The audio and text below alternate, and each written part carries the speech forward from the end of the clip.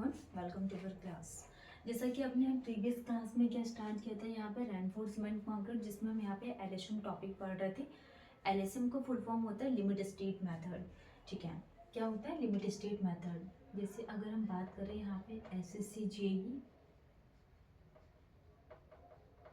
RRB JE, MPPSC E या फिर सब इंजीनियर। ठीक है, तो अगर आपने किसी भी एग्जाम को टारगेट किया, SSC JE, RRB JE, MPPSC AE या फिर आपका सब इंजीनियर का एग्जाम हो, तो आरसीसी रेनफोर्समेंट कंक्रीट एक ऐसा सब्जेक्ट है जिसमें 8 to 10 नंबर ऑफ क्वेश्चंस पूछे जाते हैं। ओके, तो सिर्फ हम जो भी क्लासेस ले रहे हैं यहाँ पे क्विकली रिवीजन कर रहे हैं जो आपके एग्जाम के पॉइंट ऑफ व्यू से इम्पोर्टेंट है। हम सिर्फ उन्हीं टॉपिक में फोकस करेंगे एंड उसमें हम डिस्कस कर रहे हैं।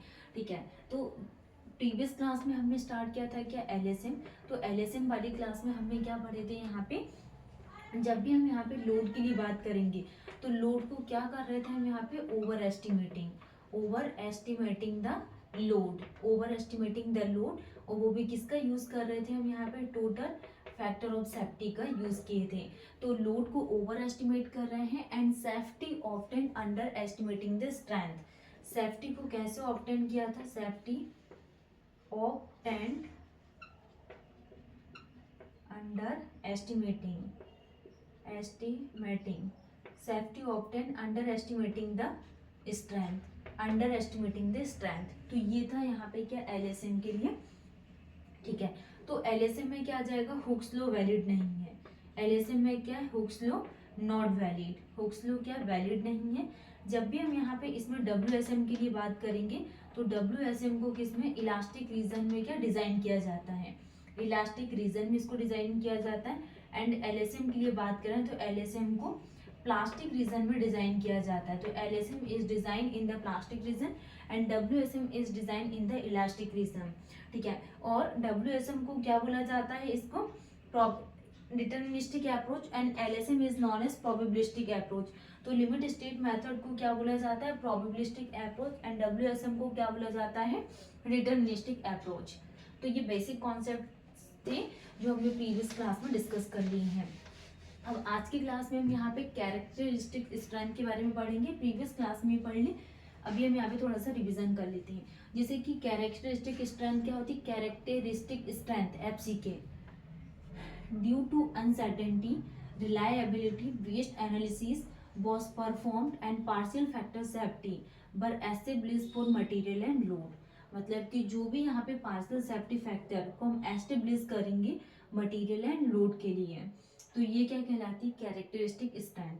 अगर हम यहाँ पे कैरेक्टरिस्टिक स्ट्रेंथ के डायग्राम के लिए बात करें तो डाउन, अप और डाउन एंड स्ट्रेट लाइन, ये 1.65 sigma.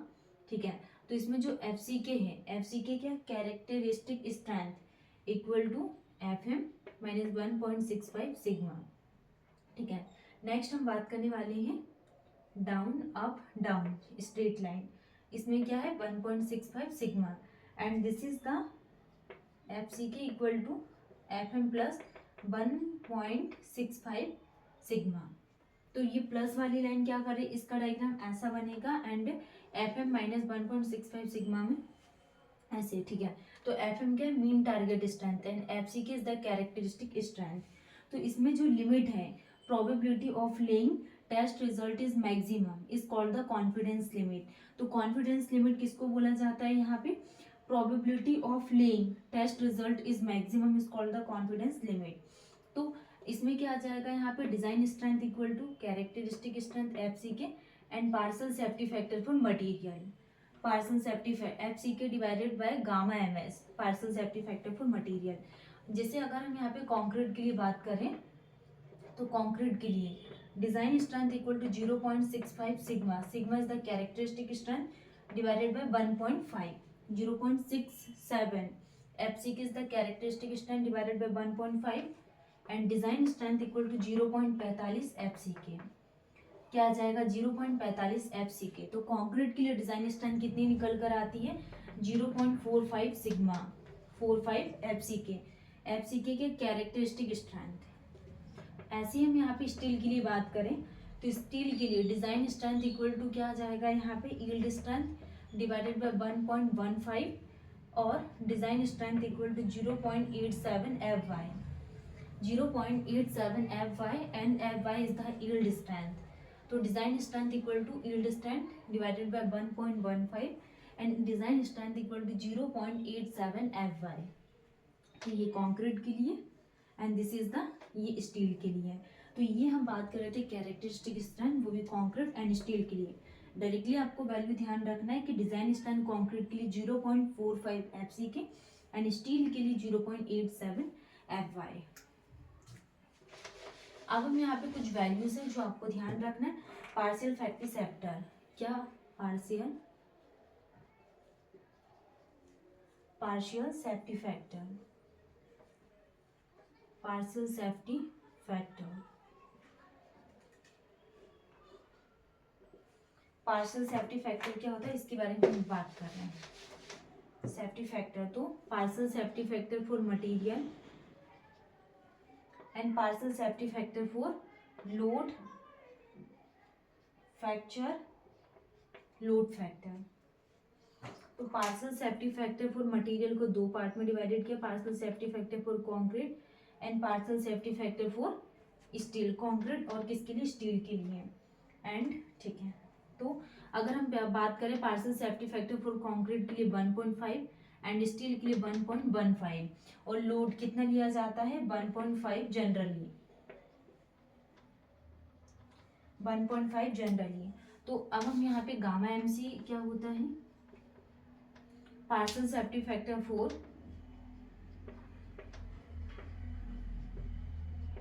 Safety factor for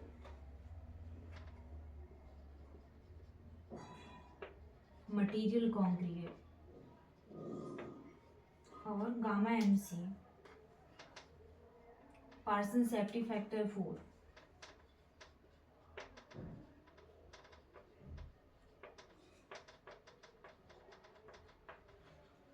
partial safety factor for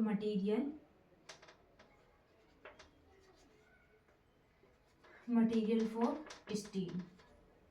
तो ये वैल्यूज भी आपको ध्यान रखना है कि partial safety factor material and load factor. तो लोड फैक्टर जनरली 1.5 लिया जाता है और अगर जो partial safety factor for material concrete के लिए पूछेगा तो 1.5 एंड स्टील के लिए ली जाती है 1.15. अब हम बात करने वाले हैं dead load, live load, wind load कितना लिया जाता है. नेक्स्ट हम बात करने वाले हैं the value of load factor, कि लोड फैक्टर की वैल्यू जिसे हम कॉलेप्स और सर्विसिबिलिटी के लिए यूज़ करते हैं.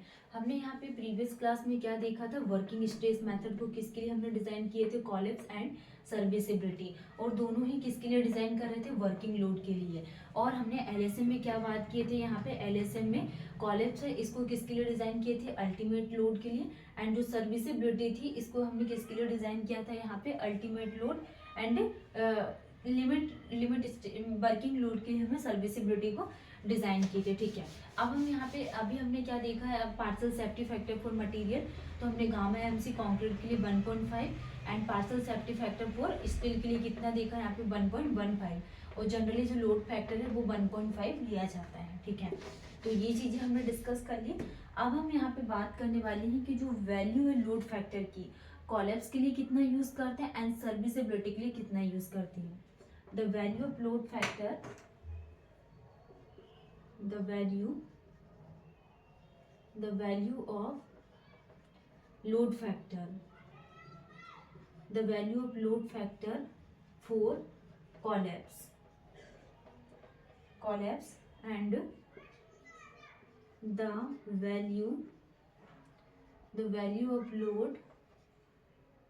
the value of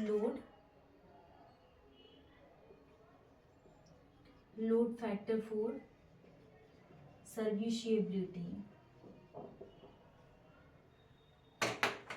तो क्या अगर हम बात करें यहाँ पे लोड फैक्टर फॉर कॉलेप्स के लिए कितना 1.2 and the value of load factor for serviceability के लिए कितनी ली जाती है 0.8, 1.2 एंड 0.8 हम यहाँ पे वैल्यूज को यूज़ करते हैं। तो आज की क्लास में हमने यहाँ पे कैरेक्टरिस्टिक स्ट्रेंथ को पूरा डिटेल्स में समझे एंड इसकी कुछ वैल्यूज़ है जो एग्जाम के पॉइंट ऑफ व्यू से इंपॉर्टेंट है, इसके बारे में हमने डिस्कस की।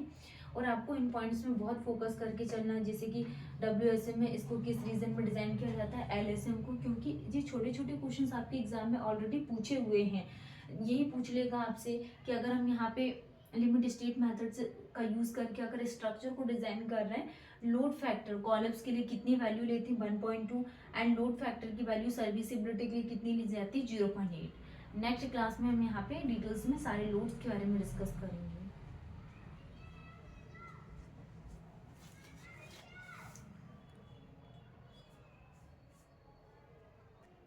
जैसे अगर हम यहाँ पे लोड को ओवर एस्टिमेटिंग कर रहे हैं, ठीक है, बात कर रहे हैं हम यहाँ पे ओवर एस्टिमेटिंग द लोड, क्या over estimating the load, over estimating the load.